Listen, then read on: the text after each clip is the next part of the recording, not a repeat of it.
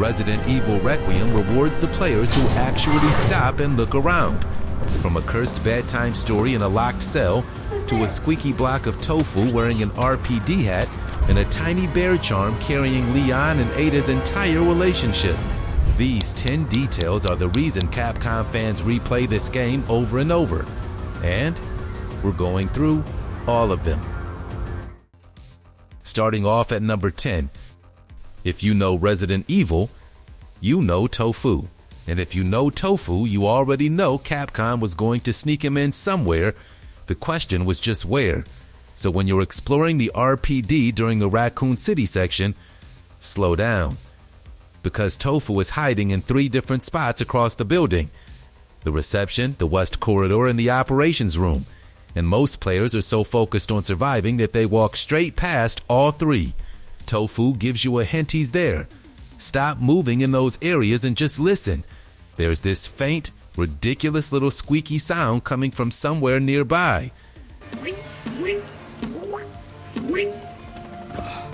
That's him. That's your signal. Start looking around carefully and you'll spot him, a little block of bean curd, just sitting there wearing a full RPD hat, completely unbothered by the zombie apocalypse happening around him. And it gets better. Shoot him. Go ahead, because when you do, chunks actually fly off his body exactly the way they would in the original Tofu minigame from RE2. Capcom fully animated that detail for a character that has 0 story purpose and exists purely to make longtime fans lose their minds a little. For the newer players, Tofu first appeared in Resident Evil 2 back on the PS1, a secret playable character who was literally just a block of tofu trying to survive Raccoon City. He became one of the most beloved running jokes in the entire franchise.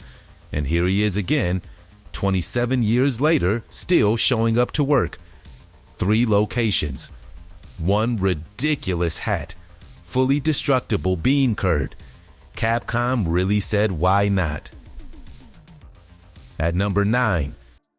And this one is so subtle that you walk right past it at the very start of the game before you even realize what you're looking at. So right at the beginning of Requiem, Grace is heading toward the Wrenwood Hotel. She walks through the city, passes a few shops, just a normal street scene.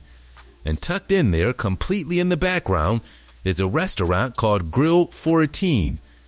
Most people see it and just keep walking. But here's what Capcom actually did there. In Resident Evil 3 Nemesis back in 1999, Jill Valentine explored a restaurant in Raccoon City called Grill 13. It was one of the most iconic locations in that entire game. Jill met Carlos there. Nemesis showed up. It was a moment every RE3 fan remembers immediately. And now, 28 years later in the game's timeline, that same restaurant is still standing, still open, still serving food. But the name changed. Grill 13 became Grill 14. We actually stopped and just stared at that sign for a moment going, wait, is that what I think it is? Because Capcom used a restaurant name change to quietly mark the passage of 28 years of in-universe time. They took a location from 1999, aged it forward by nearly 3 decades, and slipped it into the background of an early street scene. A single number bump on a restaurant sign carrying the weight of almost 30 years of franchise history. That is genuinely one of the most elegant pieces of environmental storytelling in the whole game. And the vast majority of players walk straight past it heading to the crime scene, completely focused on what's ahead. Slow down at the start. Look at the shops.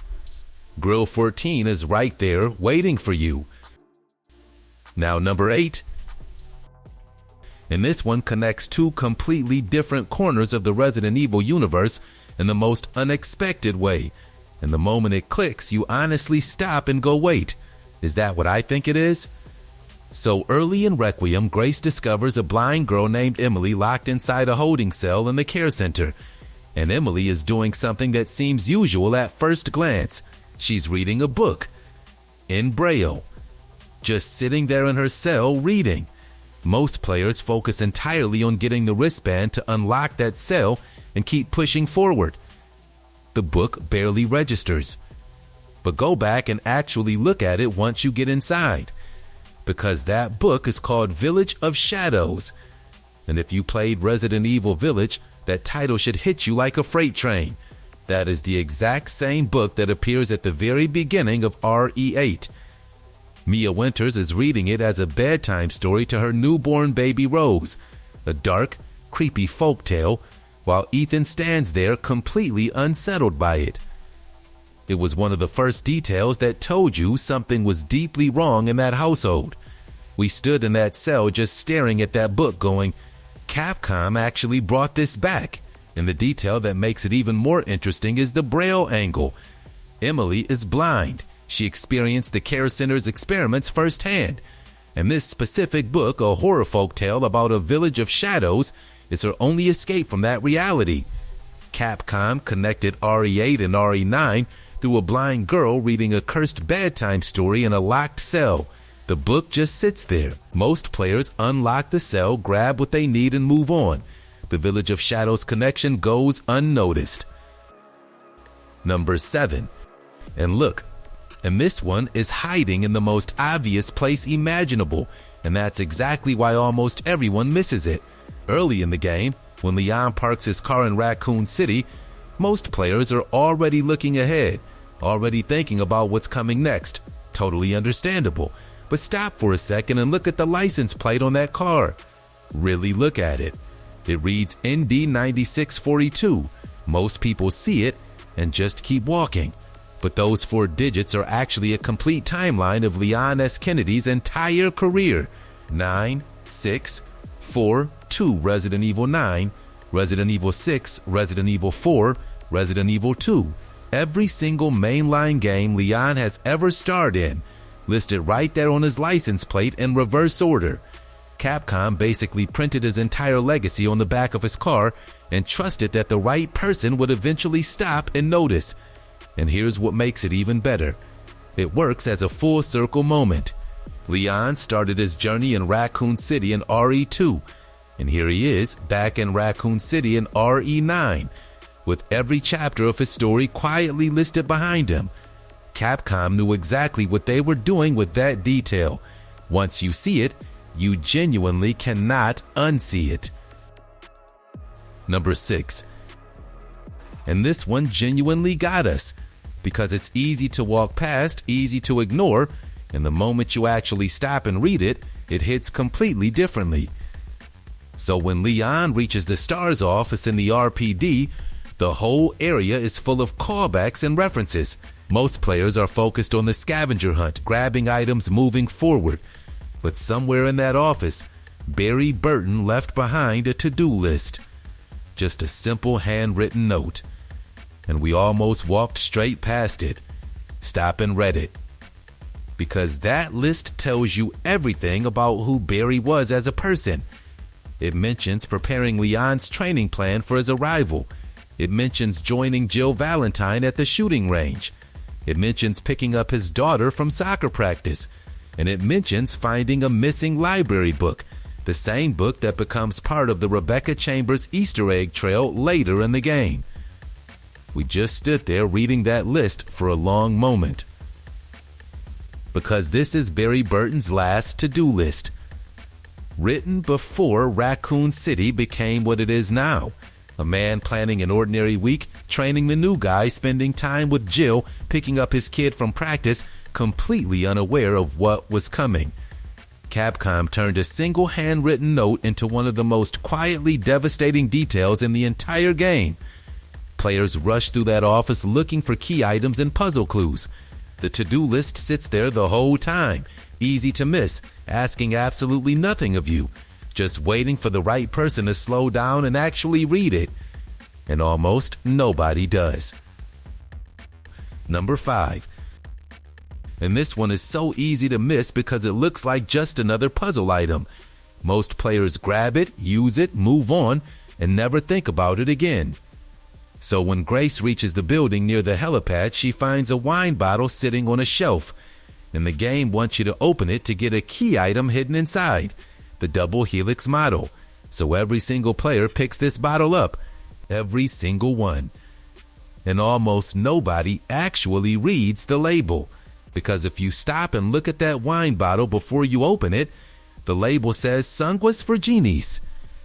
And if you played Resident Evil Village, specifically if you spent any time in Castle Dimitrescu, that name should hit you immediately. Sanguis Virginis was the signature blood wine produced by Alcina Dimitrescu herself, the towering vampire lady from RE8. Her personal wine brand made from human blood served in her castle. We stopped dead when we saw that label. Just standing there holding a wine bottle going, wait, is that from Village? And it absolutely is. Capcom quietly placed Lady Dimitrescu's signature wine inside the care center in Requiem, a bottle of blood wine from a vampire castle in Eastern Europe, somehow sitting on a shelf in a medical facility in Raccoon City. The implication alone is genuinely unsettling when you sit with it. It connects two completely different corners of the Resident Evil universe through one wine bottle label that the vast majority of players open without ever reading. That is exactly the kind of detail Capcom hides for the players paying close attention, and almost nobody talks about this one. At number 4, and this one made us stop and sit with it for a long time, because on the surface it looks like just a weapon charm, a small accessory, something you unlock, check the stats on, equip for the gameplay bonus, and move on from.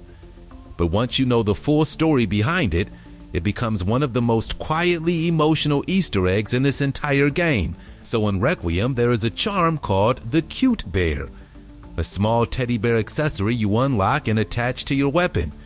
Most players grab it, check the boost it gives, equip it, and keep pushing forward. And honestly, that is exactly what Capcom expected most people to do. It looks like just another accessory in a game full of them. But stop. Actually look at that bear, because RE4 fans are going to feel this one the moment they recognize it.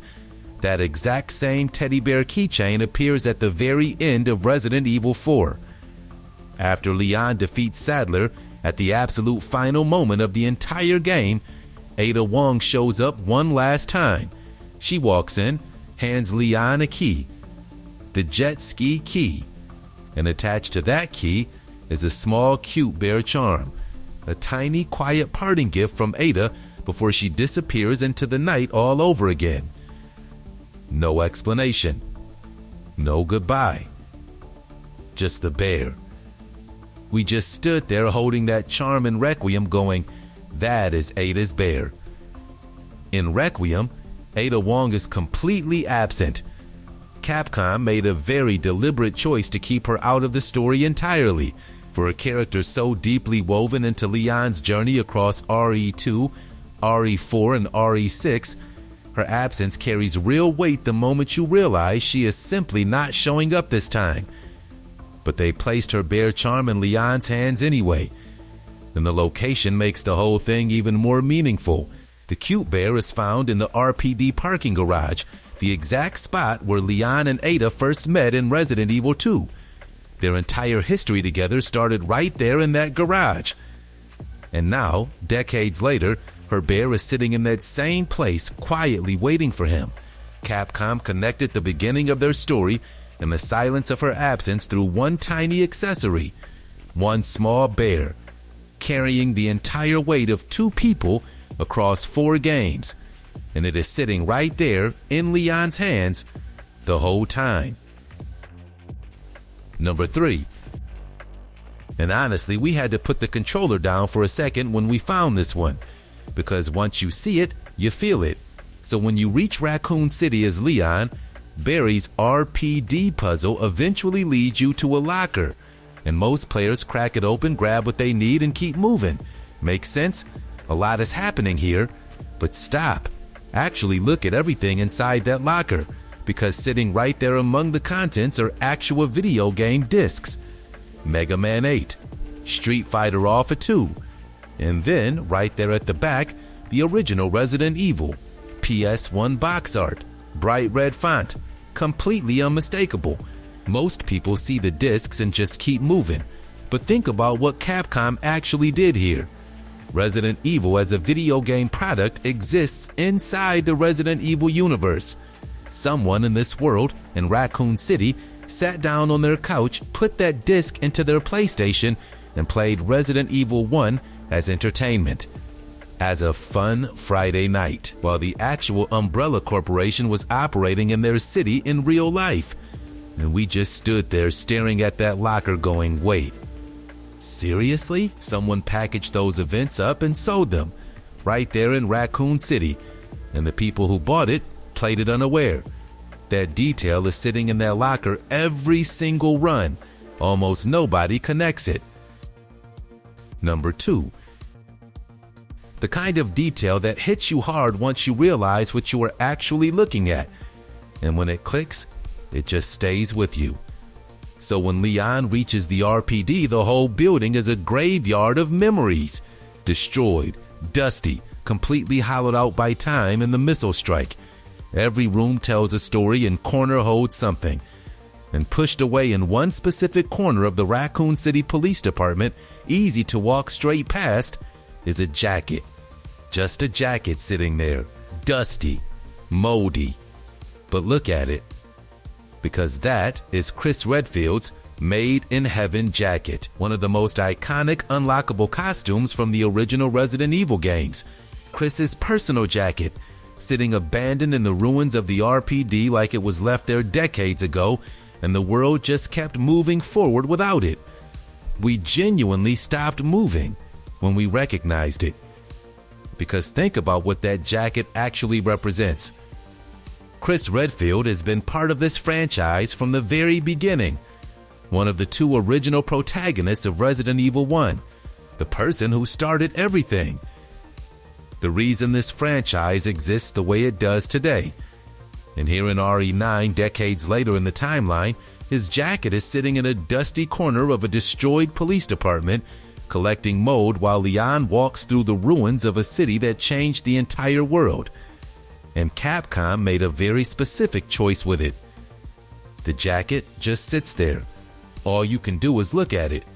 And that choice feels completely intentional, because this is a tribute, a quiet acknowledgement that Chris was here, that this world carries his history even inside a building that has completely fallen apart around it. Capcom placed one of the most recognizable pieces of costume history in the entire franchise inside a dusty corner and trusted the right player to eventually slow down and actually see it. That jacket has been sitting in that corner every single playthrough, completely patient, waiting for someone paying close enough attention to stop and recognize what they are looking at. And the players who find it just stand there for a moment, because so does Leon. At number 1. And this one is on a completely different level from everything else on this list. This is not just an Easter egg. This is a puzzle that the entire Resident Evil community spent days trying to crack, and most players walked straight through every single clue without ever knowing they were there. So here is how it starts. After escaping the basement in the care center, Grace picks up a severed hand. Standard horror game item, right? Most players either discard it immediately or forget about it entirely and keep moving. Completely understandable. A lot is happening at that point in the game. But one player noticed something that everyone else missed. A content creator and aerospace engineer named Synth Potato realized that after finishing the Roads Care Home section, the severed hand gets a check mark in the inventory. That check mark means one thing. It has a use somewhere in Roads that almost every single player walked straight past. So they did something nobody else thought to do. They scanned it in the blood analyzer, and hidden inside that severed hand was a secret message. Let's play. Followed by a full string of RNA letters. And that is when everything got wild. Because environmental clues started connecting across the entire game. The blood analyzer displays G Tugger 150 million. An hourglass sitting in Victor's office reads U 380,000. A file on Grace's blood analysis notes C4.2 light years. And that is exactly where the right person with the right knowledge made all the difference. As an aerospace engineer, those numbers were immediately recognizable. 150 million kilometers. the distance to the sun. 380,000 kilometers, the distance to the moon. 4.2 light years, the distance to the nearest star, Alpha Centauri. Sun, moon, star. The exact same symbols used on the quartz puzzle scattered throughout the care center. Capcom built a multi-layered puzzle that stretches across the entire game, buried inside medical equipment, environmental details, and a severed hand, and quietly trusted that eventually the right person would sit down and figure it out. The full solution requires specific actions across multiple playthroughs. It is not something you stumble into. You have to go looking. Only 2 players in the world completed it first. Every single clue was sitting there the whole time. Most players finished the game and never noticed any of it. And that's all 10. Drop your favorite in the comments below. If you enjoyed this, like, share, and subscribe because we have a lot more Resident Evil content coming your way.